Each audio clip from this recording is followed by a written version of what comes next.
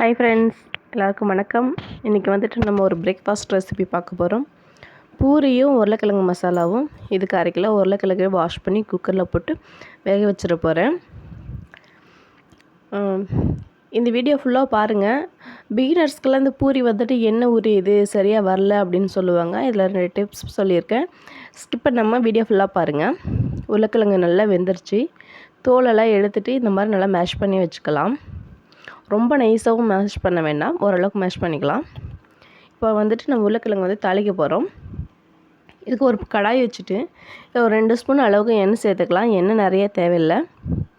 இது கூட 1/2 ஸ்பூன் கடுகு, 1 ஸ்பூன் உளுந்து, இது 2 சேர்த்துட்டு நல்லா பொரிய வச்சிடலாம். பாருங்கள், நல்லா பொரிஞ்சிருச்சு. இப்போ ஒரு பெரிய வெங்காயம் 2 வெங்காயம் எடுத்திருக்கேன். பச்சை மிளகாய் காரத்துக்கு ஏற்ற மாதிரி எடுத்துக்கோங்க. இது 2 சேர்த்துட்டு நல்லா வதக்கணும்.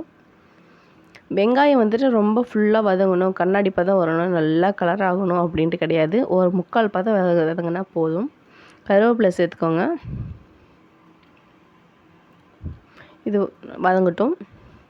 பாருங்கள், ஓரளவுக்கு 3/4 பதத்துக்கு வதங்கிருச்சு. இது கூட மஞ்சள் தூள், ரொம்ப டார்க்காக இருக்கக்கூடாது. உருளைக்கிழங்கு மசாலா லைட்டாக தான் இருக்கும். கொஞ்சமாக மஞ்சள் தூள் சேர்த்துக்கலாம். இப்போ வேக வச்ச உருளைக்கிழங்கு சேர்த்துருங்க. உருளைக்கிழங்கு சேர்த்துட்டு நல்லா மிக்ஸ் பண்ணிவிட்டு தேவையான அளவுக்கு தண்ணி சேர்த்துருங்க. ரொம்பவும் தண்ணி வேண்டாம். அந்த உருளைக்கிழங்கு முழுகிற அளவுக்கு தண்ணி இருந்தால் போதும். பாருங்கள், இது மாதிரி இருக்கட்டும். இப்போ தேவையான அளவுக்கு உப்பு சேர்த்துருங்க.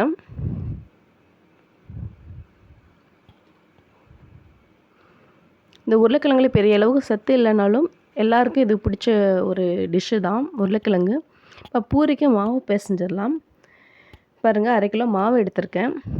இது கூட இந்த ஸ்பூனில் டிப் நம்பர் 1, 2 ஸ்பூன் அளவுக்கு நான் ரவா எடுத்து தண்ணி விட்டு ஒரு நிமிஷம் மட்டும் அந்த தண்ணியில் ஊற வச்சுருக்கேன். இது சேர்த்துக்கோங்க. இது எதுக்காக நம்ம சேர்க்குறோம் அப்படின்னா, பூரி வந்துட்டு மேலே மொறு மொறுன்னு இருக்கும். இப்போ தேவையான அளவுக்கு உப்பு, இது எல்லாத்தையும் சேர்த்துட்டு தண்ணி கொஞ்சம் கொஞ்சமாக சேர்த்து பிசைஞ்சிருங்க. சப்பாத்தி மாவு அளவுக்கு ரொம்ப அதிகமாக சாஃப்ட்னஸ் இருக்கணும் அப்படிங்கிறதெல்லாம் கிடையாது. இது ஆக்சுவலாக நல்லா ஹார்டாக இருக்கணும், மாவு நல்லா திக்காக இருக்கணும். பாருங்கள், நான் பிசைஞ்சிட்டு காட்டுறேன் உங்ககிட்ட. இது மாதிரி கொஞ்சம் கொஞ்சம் தண்ணி சேர்த்துட்டு பிசைந்துக்கலாம்.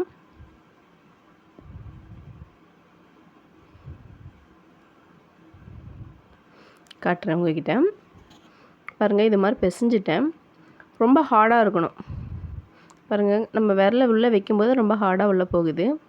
இந்த மாதிரி இருக்கட்டும். இப்படி இருக்கும்போது எண்ணெய் உரியாது. சரிங்களா?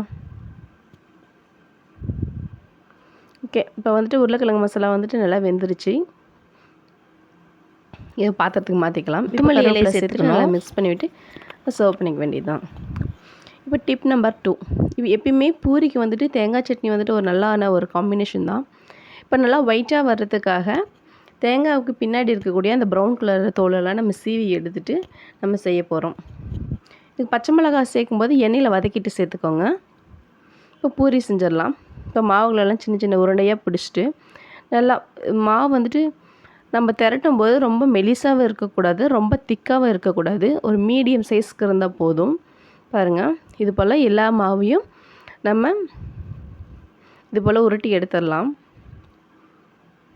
அதுபோல் நம்ம எண்ணெயில் போடும்போது எண்ணெய் கொஞ்சம் அதிகமாகவே இருக்கட்டும்.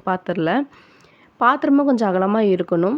நம்ம செய்யக்கூடிய பூரிக்கு தகுந்த மாதிரி இருக்கணும். பாருங்கள், இந்த மாவு போட்டாச்சு. இப்போது நம்ம என்ன பண்ணால் நம்ம மேலே புஷ்ஷுன்னு வரும் அப்படின்னா, சைடில் இருக்கிற எண்ணெயெல்லாம் இப்படி தள்ளி தள்ளி விடணும். அப்படி விடும்போது நல்லா பூரி வந்து மேலே உப்பி வரும். பாருங்கள், இது போல் திருப்பி திருப்பி விட்டு எண்ணெயை எடுத்து அது மேலே இப்படி தெளித்து விட்டோம் அப்படின்னா, மெதுவாக தெளிங்க. மேலே பட்டுற போது தெளித்து விட்டோம்னா பூரி நல்லா உப்பி வரும். அவ்வளோதான். இது மாதிரி எல்லாமே செஞ்சு எடுத்துடலாம். இப்போ சர்வ் பண்ணிக்க வேண்டியது தான். பாருங்கள், பூரி வந்துட்டு நல்லா சூப்பராக வந்திருக்கு. மேலே நல்லா கிறிஸ்பியாகவும் இருக்குது. இதுக்கு பேராக உருளைக்கிழங்கு மசாலாவும் தேங்காய் சட்னியும் வச்சு சர்வ் பண்ணிக்கலாம். நீங்களும் ட்ரை பண்ணி பாருங்கள்.